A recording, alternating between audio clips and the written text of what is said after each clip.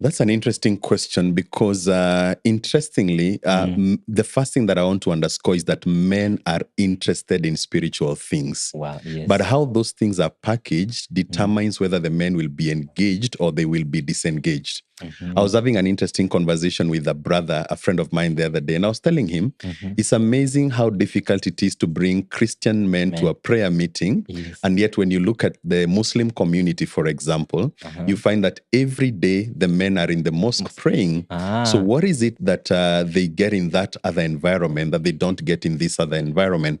And I think the first thing that I want to underscore is the fact that over the years, there has been what is called the feminization of the presentation of the gospel.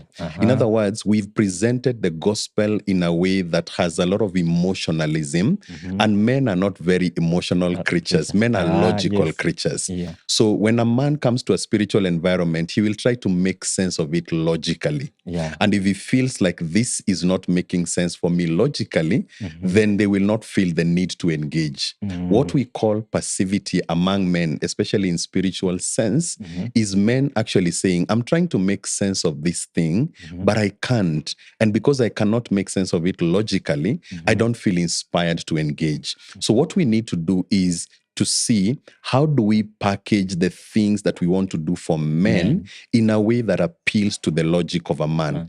There's something else that I like telling people, especially within the church circles, and it's the idea that there is an energy in a man that is activity driven. So men rally around an activity. That's why when you read the scriptures all through, you will see men either going to war or men building things or men conquering things.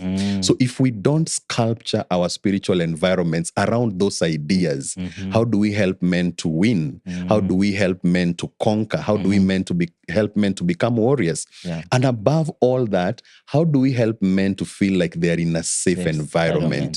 Because again, a man does not connect where he doesn't feel safe.